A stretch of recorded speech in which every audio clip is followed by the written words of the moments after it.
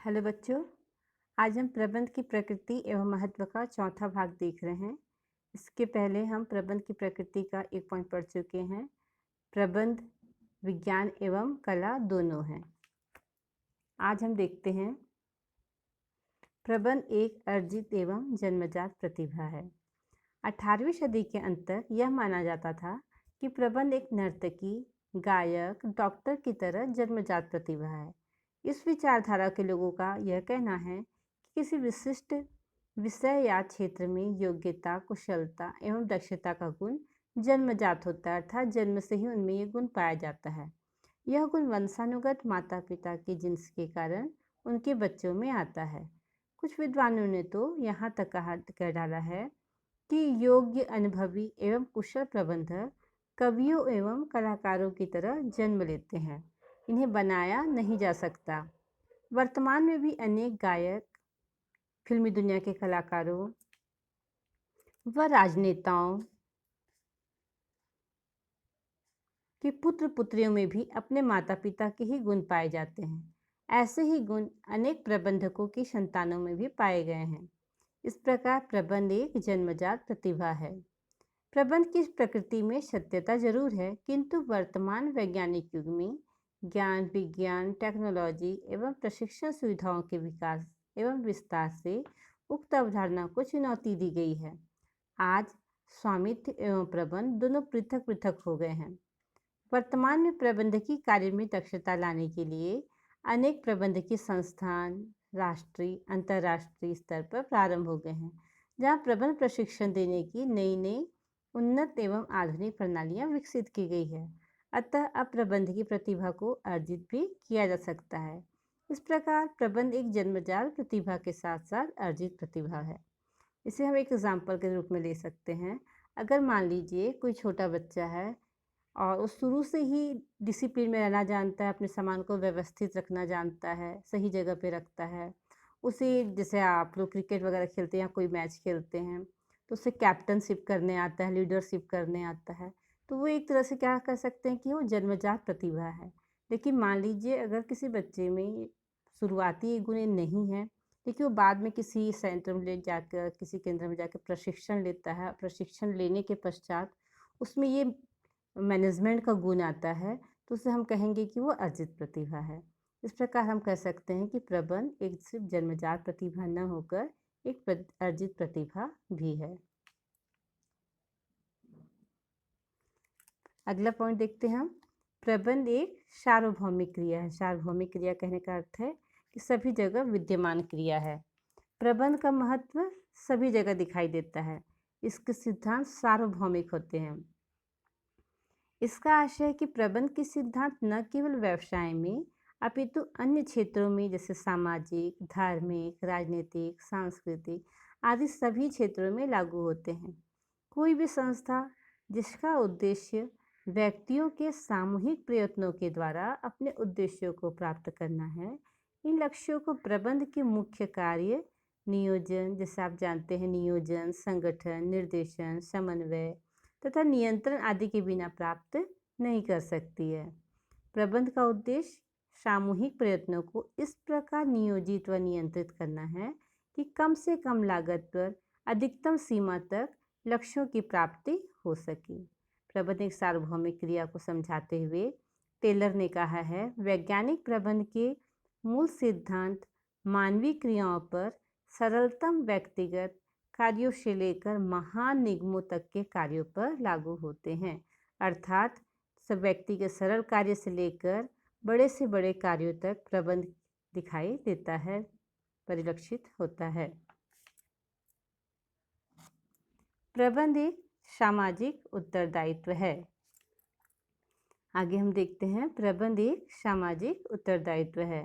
प्रबंध केवल एक आर्थिक संसाधन ही नहीं है, अपितु यह एक सामाजिक उत्तरदायित्व है। व्यवसाय के क्षेत्र में परिवर्तन होते रहते हैं, उसे प्रबंधकों के दायित्व में आमूलचूल परिवर्तन किया जाता है। आज व्यवसाय को मनुष्य की खुशी एवं समाज और राष्ट्र की प्रगति के लक्ष्य प्राप्त करने का साधन माना जाता है। उत्तरदायित्व पेशेवर प्रबंधकों पर डाला गया है। यही कारण है कि प्रबंध को एक सामाजिक उत्तरदायित्व के रूप में ग्रहण करने पर बल दिया जाता है। वर्तमान में संस्था को न केवल दूसरी संस्था की कटु स्पर्धा का सामना करना पड़ता है, अपितु श्रमिक, सरकार, स्वामी और उपभोक्ताओं की संगठित मांगों को भी समय समय पर पूरा करना होता है। इन सभी वर्गों के विरोधी हितों में प्रबंध संतुलन स्थापित करने से संबंधित सामाजिक उत्तरदायित्व के रूप में अभिव्यक्त किया जाने लगा है। हम प्रबंध के सामाजिक उत्तरदायित्व को इस प्रकार समझ सकते हैं। पहला, उपभोक्ताओं के प्रति दायित्व। श्रेष्ठ व अच्छी वस्तुएं उपलब्ध कराना, उचित मूल्य पर सही वस्तु, सही वजन व सही मात्रा में विक्रय करना, विक्रय पश्चात सेवा देना, अच्छी पैकिंग व घर पहुंच सेवा देना, ग्राहकों की शिकायतों का समाधान करना, यह एक प्रबंध का एक उपभोक्ताओं के प्रति दायित्व होता है। श्रेष्ठ व मानक वस्तुएं उपलब्ध कराना अर्थात अच्छी वस्तुओं को उपभोक्ताओं तक पहुंचाना, उचित मूल्य पर देना, सही वस्तु सही मात्रा में सही समय पर विक्रय करना, विक्रय पश्चात की सेवाएं देना, पैकिंग व घर पहुंच सेवा देना, यह सब उपभोक्ताओं के प्रति उसका दायित्व है। दूसरा, कर्मचारियों के प्रति दायित्व। पर्याप्त वेतन देना, भत्ते एवं सुविधाएं प्रदान करना, पदोन्नति के अवसर प्रदान करना, बोनस देना, कार्य की उत्तम दशाएं, चिकित्सा, मनोरंजन की सुविधाएं आदि देना। मतलब जिस संस्था में कर्मचारियों के प्रति इन सारे दायित्वों का निर्वहन होता है वह संस्था प्रगतिशील होता है। यहाँ पर प्रबंध एक कर्मचारियों के प्रति दायित्व दर्शाता है। निवेशकों के प्रति दायित्व। निवेशकों की पूंजी की सुरक्षा व उनकी पूंजी पर उचित रिटर्न देना, यह कार्य भी प्रबंध के द्वारा किया जाता है। यह उसका एक दायित्व होता है। जो व्यक्ति, जो संस्था अपनी पूंजी कंपनी में लगाती है, संस्था में लगाती है, उनकी पूंजी की सुरक्षा करना और उनकी पूंजी पर उचित मूल्य पर उनका ब्याज देना, रिटर्निंग देना। आगे हम देखते हैं सरकार के प्रति प्रबंध का दायित्व।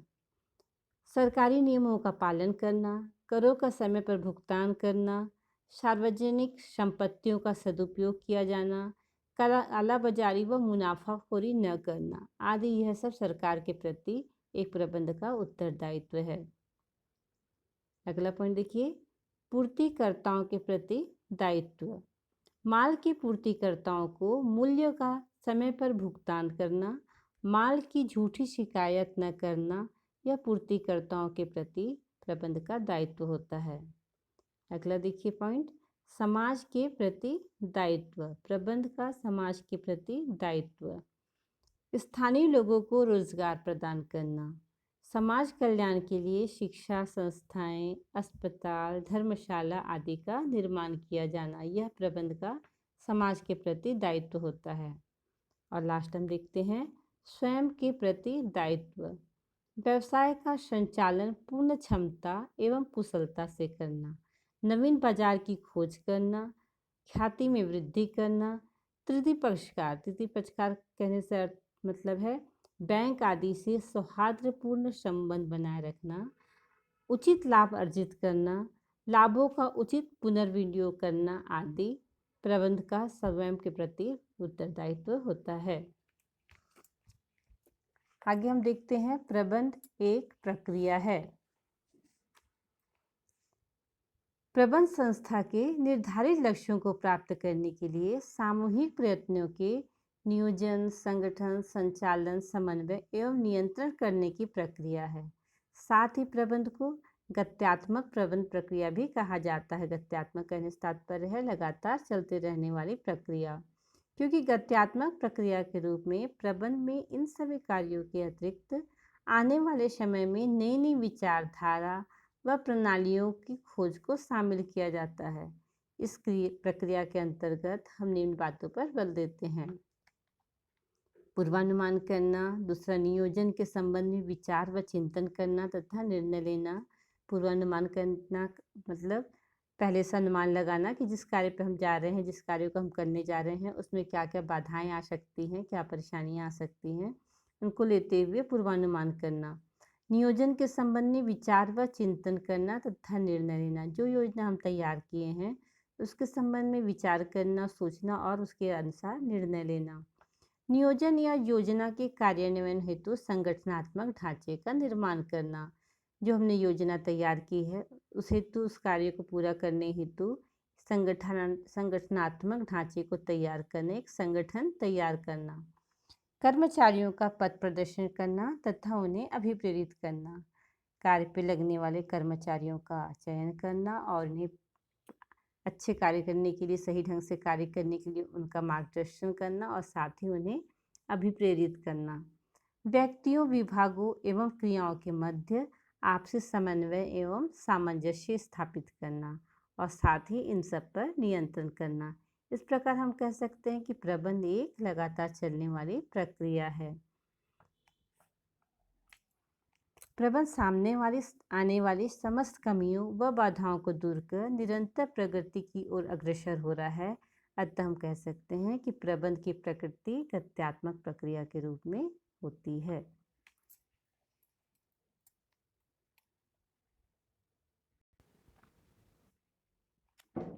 अब हम देखते हैं प्रबंध के कार्य। इसे हम एक डायग्राम से पहले समझ लें। ये एक प्रबंधक है और जो अपने कार्य के बारे में आपको बता रहे हैं। प्रबंध के कार्य, मुख्य कार्य नियोजन, संगठन, नियुक्तियां, संचालन, अभिप्रेरण, नियंत्रण और समन्वय। और इसके सहायक कार्य हैं संदेशवाहन, नवाचार, निर्णय लेना और प्रतिनिधित्व। इसके मुख्य कार्य को याद करने के लिए आप एक सूत्र याद कर सकते हैं, निश निश अनिश। नि से नियोजन, स से संगठन, फिर नि से नियुक्तियां, श से संचालन, अ से अभिप्रेरण, नि से नियंत्रण, फिर लास्ट में स से समन्वय। अगर आप इस सूत्र से याद करेंगे तो आपको बराबर से याद रहेगा कि इसमें 7 पॉइंट हैं। और अक्सर प्रश्न में आता है प्रबंधक के कितने कार्य होते हैं, मुख्य कार्य कितने हैं, सहायक कार्य कौन से हैं। ये एक IMP क्वेश्चन है, प्रबंध के कार्य बताइए। 5 नंबर 6 नंबर का क्वेश्चन ये हमेशा ही आता है। तो चलिए हम इसे एक एक पॉइंट को क्लियर करते हुए समझते हैं। पहला पॉइंट है मुख्य कार्य का नियोजन। नियोजन आप जानते हैं योजना तैयार करना नियोजन कहलाता है। प्रबंध का सबसे महत्वपूर्ण एवं प्राथमिक कार्य नियोजन करना है, योजना तैयार करना। जब हम नियोजन करते हैं, योजना तैयार करते हैं, उसके बाद ही हमारे कार्य की रूपरेखा तैयार होती है। नियोजन के अंतर्गत किसी कार्य को किस प्रकार, किस व्यक्ति से, कहाँ पर, किस विधि से, कितने साल में पूरा करना है, इसकी रूपरेखा तैयार कर ली जाती है ताकि निर्धारित अवधि में लक्ष्य प्राप्त किया जा सके। इस हेतु पूर्वानुमान लगाया जाता है। नियोजन में यह देखा जाता है कि किस व्यक्ति को किस समय क्या कार्य किस विधि से करना है और इस हेतु पूर्वानुमान लगाया जाता है। नियोजन के संबंध में प्रोफेसर टेरी ने कहा है, नियोजन भविष्य के गर्भ में देखने की विधि है।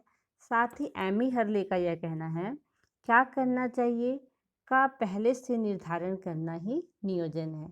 ये दोनों प्रश्न अक्सर ऑब्जेक्टिव क्वेश्चन में आते हैं। नियोजन भविष्य के गर्भ में देखने की विधि है, यह किसके द्वारा कहा गया है?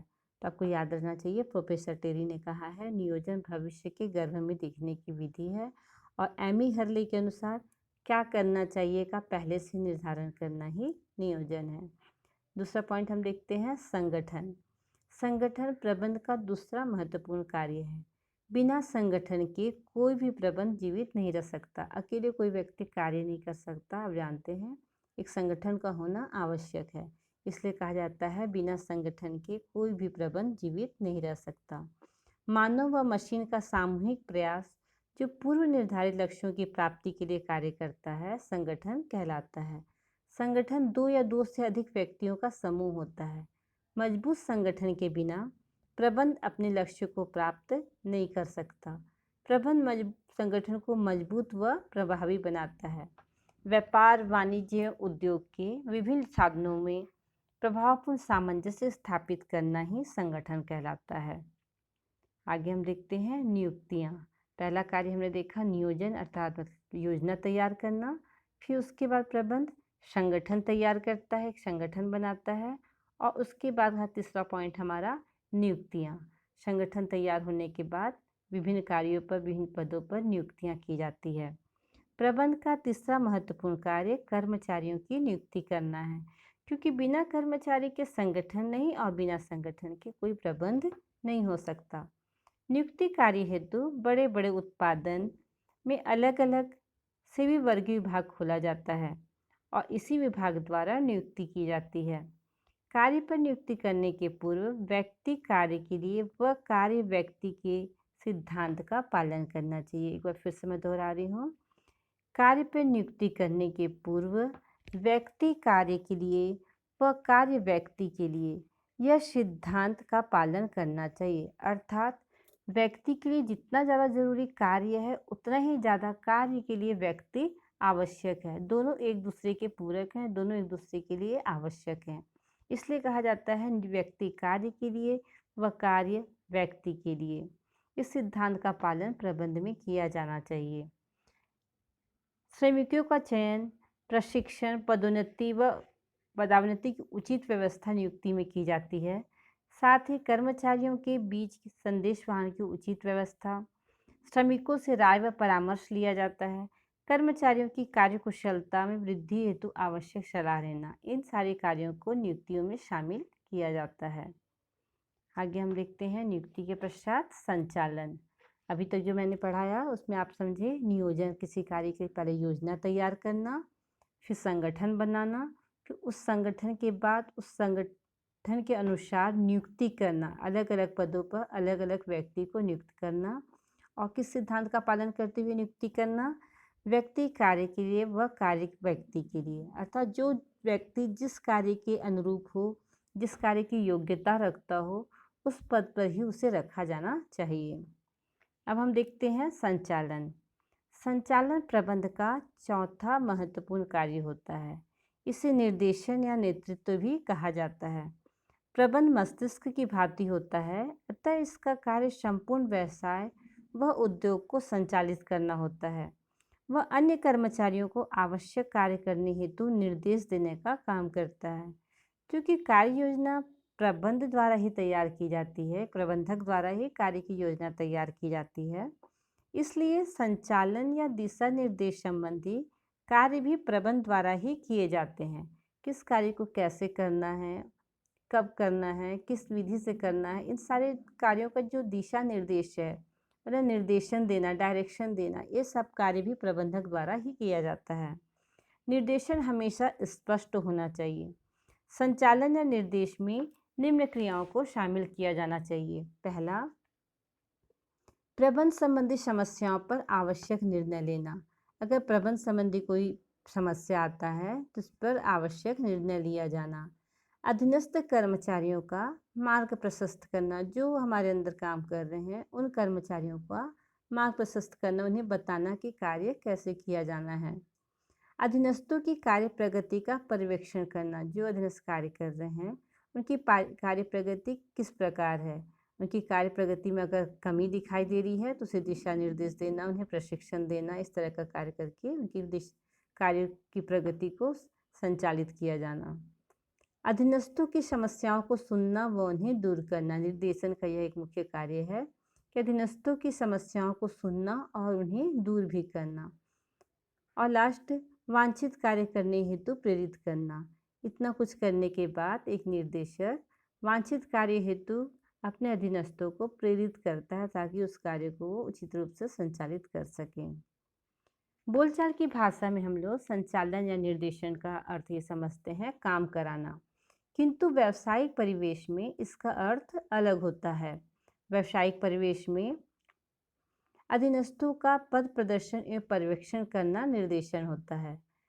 निर्देशन के बारे में मार्शल ई डुमोक ने कहा है, निर्देशन कार्य प्रशासन का हृदय है, जिसके अंतर्गत क्षेत्र निर्धारण, आदेश तथा निर्देश देना एवं गतिशील नेतृत्व प्रदान करना होता है।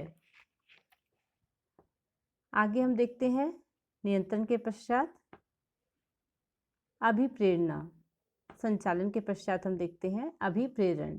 अभिप्रेरण कहने का तात्पर्य है किसी व्यक्ति को कार्य करने के लिए दिल से तैयार करना, खुद से तैयार करना। अगर मैं आपको बार बार कहती हूँ पढ़ाई करो पढ़ाई करो पढ़ाई करो और उसके बाद में आप पढ़ाई करने के लिए तैयार नहीं होते, तो ये अभिप्रेरण नहीं होता। अभिप्रेरण ये तब कहलाएगा जब आप खुद से तैयार हो जाओगे कि मेरे कहने पे कि हाँ हमें पढ़ना है, अच्छा रिजल्ट लाना है, अच्छा मार्क्स लाना है, तो वो अभिप्रेरण कहलाता है। अभिप्रेरण प्रबंध का पांचवा महत्वपूर्ण कार्य होता है। इसके द्वारा कर्मचारियों को कार्य के प्रति लगाव, आकर्षण या प्रेरणा दी जाती है, जिससे कर्मचारी कार्य को लगन से करें। अब पहले का जमाना नहीं रहा जब डंडे से काम कराया जाता था, अतः विभिन्न प्रकार की प्रेरणा से प्रबंध अपने लक्ष्य को प्राप्त कर सकता है। आज जबकि कर्मचारी व मजदूरों से में पूर्ण चेतना आ चुकी है, ऐसी परिस्थिति में कार्य को निर्धारित समय में पूर्ण करने हेतु प्रेरणा आवश्यक है। पहले के समय में जब डंडे का कानून था, है ना, डंडे का कानून कहने का मतलब ये है कि डराया जाना, धमकाया जाना, किसी कार्य के लिए सजा देने की प्रावधान, तो वो समय अब नहीं रहा। अब अभिप्रेरण द्वारा उसे प्रोत्साहित किया जाता है, कार्य करने के लिए अभिप्रेरित किया जाता है कि कार्य निर्धारित समय पर कैसे पूरा किया जाए, इसीलिए प्रेरणा दिया जाता है। अभिप्रेरण प्रबंध का हृदय है, जो कि मानवीय शक्ति से संबंधित होता है। मानव का उपयोग मशीन की भांति नहीं किया जा सकता।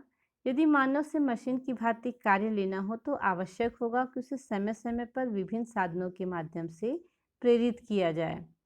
कार्य को तीव्र गति से करने के लिए कर्मचारियों की रुचि बढ़ाना आवश्यक है। कार्य को अच्छे से तीव्र गति से चलाने के लिए कर्मचारियों को बीच बीच में अभिप्रेरित करना आवश्यक होता है। यह कार्य एक प्रबंधक द्वारा किया जाता है। प्रेरणाएं सामान्यतः दो प्रकार की होती हैं, वित्तीय व गैर वित्तीय। गैर वित्तीय कहने से का तात्पर्य है आर्थिक रूप से कुछ इनाम देना या बोनस देना। इस तरह की जब वित्तीय अभिप्रेरित किया जाता है कि अगर आप अच्छा कार्य करेंगे तो आपको बोनस दिया जाएगा, एक्स्ट्रा पेमेंट दिया जाएगा, यह वित्तीय कहलाता है। और दूसरा होता है गैर वित्तीय प्रेरणाएं, जिसमें कि पुरस्कार देना, सम्मानित किया जाना, ये सब शामिल होता है। दोनों प्रेरणाएं महत्वपूर्ण व ग्लूकोज का कार्य करती हैं। इस प्रकार की दोनों जो प्रेरणाएं होती हैं, वित्तीय, अवित्तीय, और ये दोनों ही जो प्रेरणाएं होती हैं वो प्रबंध के लिए ग्लूकोज का कार्य करती। ग्लूकोज का कार्य करती कहने का तात्पर्य है शक्तिवर्धक का कार्य करती है, स्फूर्ति लाने का काम करती है। जब कर्मचारी लगातार कार्य करते रहते हैं तो कभी वो कार्य से विमुख होने लगते हैं या फिर उनके कार्य की जो स्पीड है वो कम होती है, तो उन्हें अभिप्रेरित किया जाना बहुत अनिवार्य होता है, आवश्यक होता है।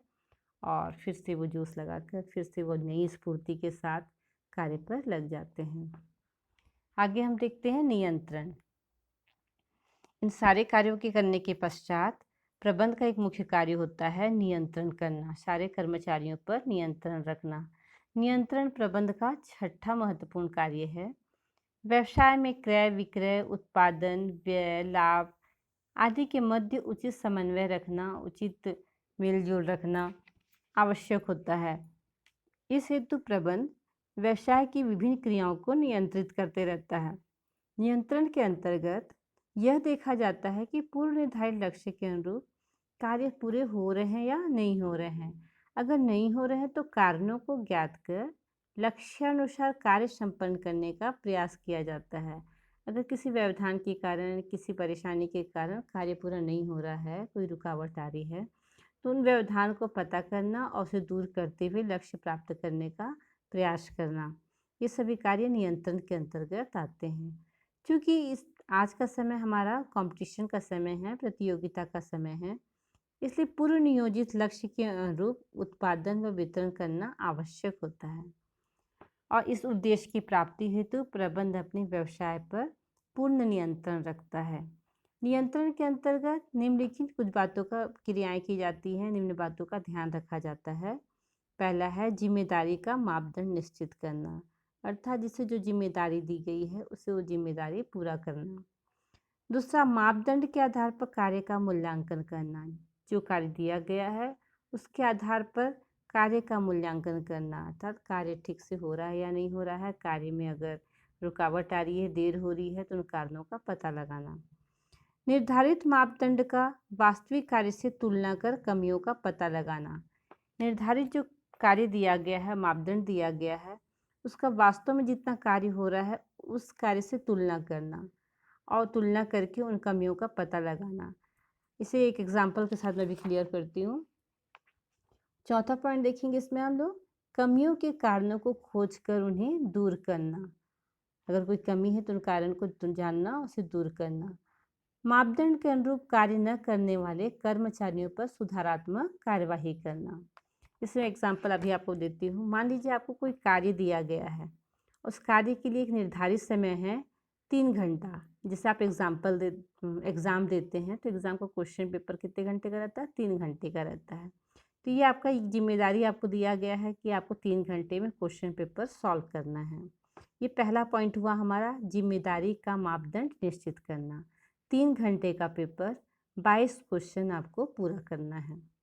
दूसरा पॉइंट है हमारा मापदंड के आधार पर कार्य का मूल्यांकन करना। जितना कार्य आपको दिया गया है उसके आधार पर देखा जाना कि आप 3 घंटा में उसे पूरा कर पा रहे हैं या नहीं कर पा रहे हैं। ये हमारा दूसरा पॉइंट हुआ। तीसरा पॉइंट हम देखते हैं निर्धारित मापदंड का वास्तविक कार्य से तुलना कर कमियों का पता लगाना। ये तो माना गया कि आपको एक कार्य दिया गया है, 22 क्वेश्चन है, आपको 3 घंटा में पूरा करना है। लेकिन जब उसका वास्तविक रूप से देखा जाए, मान लीजिए क्वेश्चन ज़्यादा हैवी है, ज़्यादा बड़े बड़े क्वेश्चन हैं, तो 3 घंटा पूरा करना संभव है या नहीं है। तो इसे कहते हैं हम निर्धारित मापदंड का वास्तविक कार्य से तुलना कर कमियों का पता लगाना।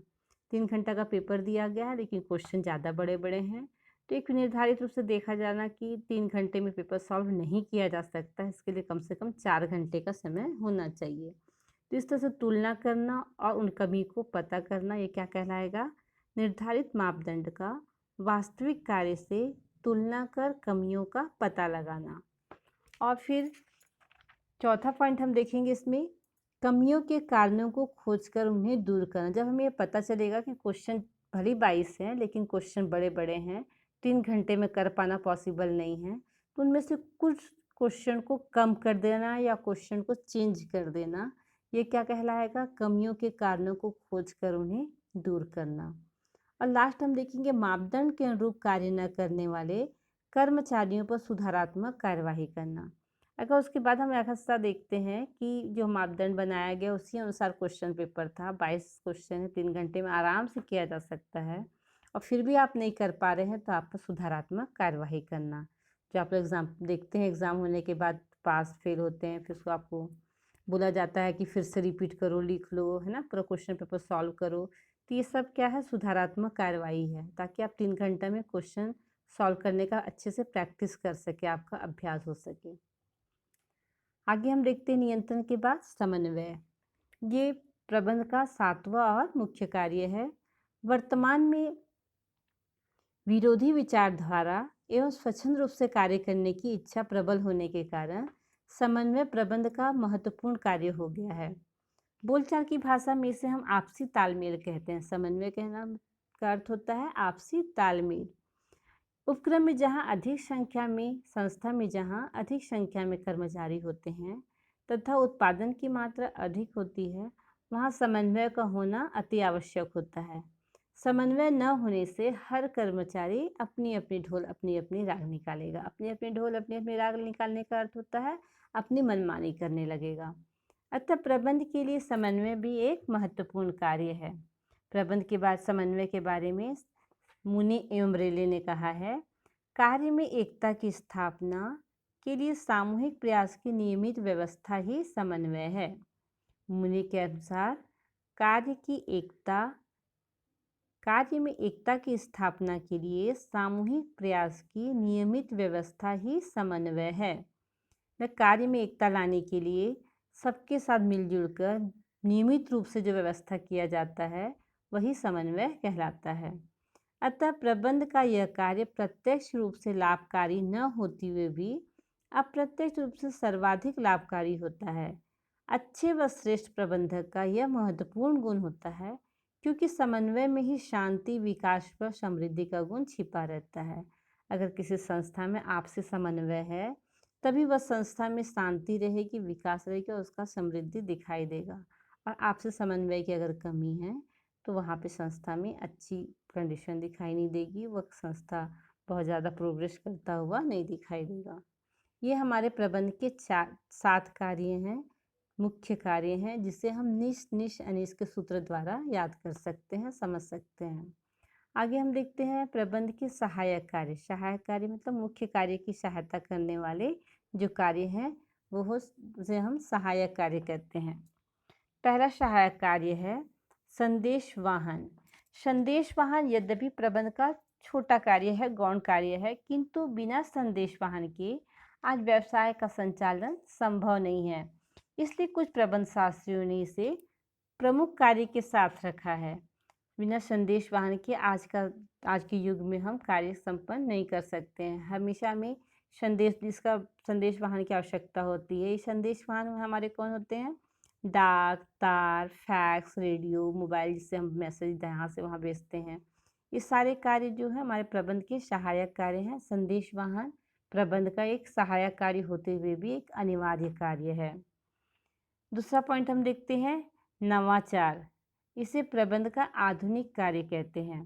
आज नई वस्तु को लेकर जब सूर्योदय होता है, अर्थात प्रतिदिन कुछ न कुछ परिवर्तन देखने को मिलता है। जैसे हम विज्ञान में जानते हैं कि हर दिन नए आविष्कार होते हैं, नए शोध होते हैं, उसी प्रकार से प्रबंध में भी, व्यवसाय में भी प्रतिदिन नया नया बदलाव आते रहता है, हर दिन नया परिवर्तन आते रहता है।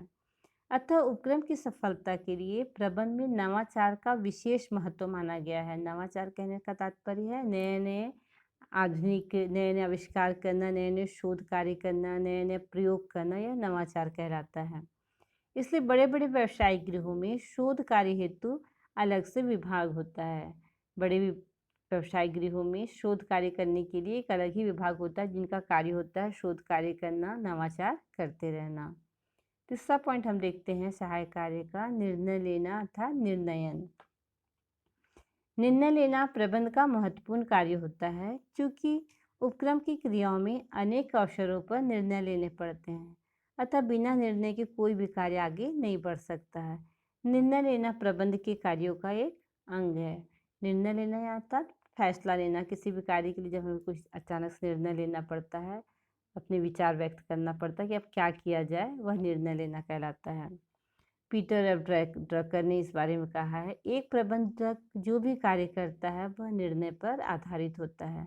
उसकी सोच पर, उसकी समझ पर, उसकी बौद्धिक स्थिति पर यह डिपेंड करता है कि वह निर्णय किस प्रकार लेता है।